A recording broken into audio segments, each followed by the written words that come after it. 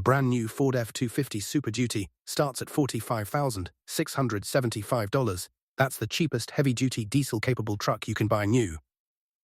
Add the diesel engine option and you're paying $10,000 more before you've touched a single option package. So here's the question nobody actually answers for you. What does it cost to build that truck? Not what you pay, what it costs the factory, in steel, aluminum, labor, and parts, to turn raw material into the truck sitting on the lot. I looked. Ford won't tell you. GM won't tell you. Ram won't tell you.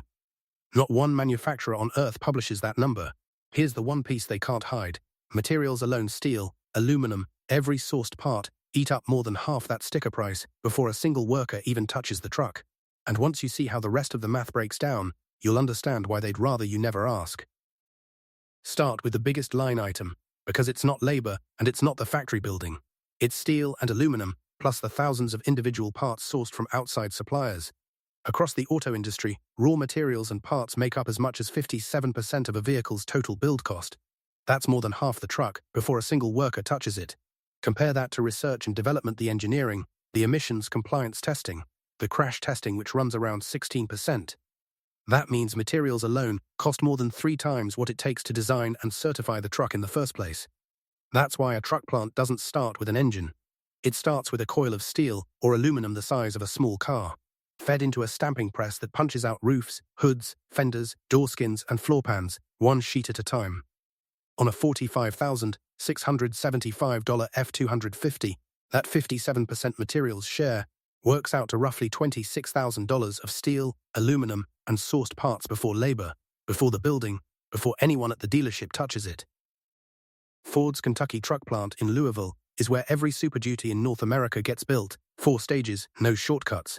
Stamping turns the raw coil into body panels. The body shop welds those panels into a rolling shell. Ford runs a dedicated aluminum body line here because aluminum can't be welded the same way as steel.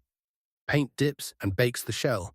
Final assembly bolts in the engine, transmission, dashboard, wiring and glass. 2 lines, 8,920 workers, up to 88 vehicles an hour combined, call it one finished truck every 90 seconds. 90 seconds per truck. 4 stages, thousands of parts converging on one line, all of it inside that $26,000 materials number. And that's before we even talk about the engine. The diesel engine is the single most expensive component you're buying when you check that $10,000 option box, and it's not hard to see why once you know what a diesel engine is actually worth on its own. Take the 7.3-litre Power Stroke.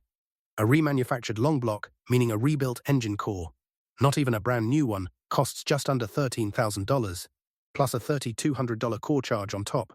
That's the value of one component, rebuilt, sitting on a shelf. Now multiply that by the complexity of a brand new diesel built from scratch on an assembly line, with emissions hardware, a turbo system, and a fuel injection system that has to meet EPA limits most gas engines never see. And that turbo alone isn't cheap either. Replace a turbo on a Cummins and you're looking at $1,200 to $1,500.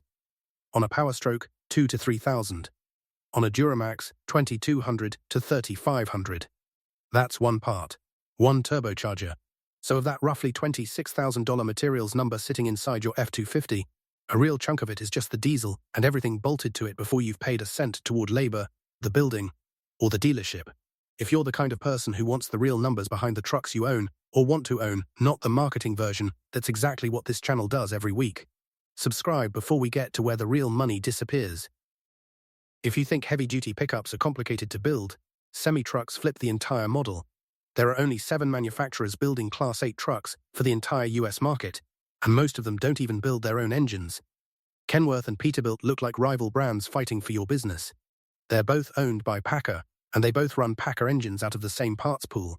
Freightliner does it differently. They run what's called the Detroit Integrated Powertrain, where the engine, transmission, and axle are all built by Detroit as one match system designed to work together from day one, instead of bolting together parts from 3 different suppliers. A new fully spec'd Class 8 sleeper runs $120,000 to $200,000. And here's the part that should bother you.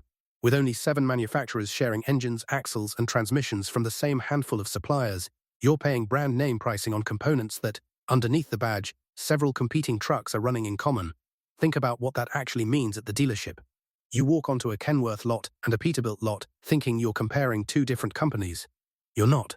You're comparing two different paint jobs and two different interiors wrapped around engines built by the same parent company, PACCAR. The badge on the hood is doing a lot of the selling. The engine underneath isn't nearly as unique as the price difference between brands would suggest.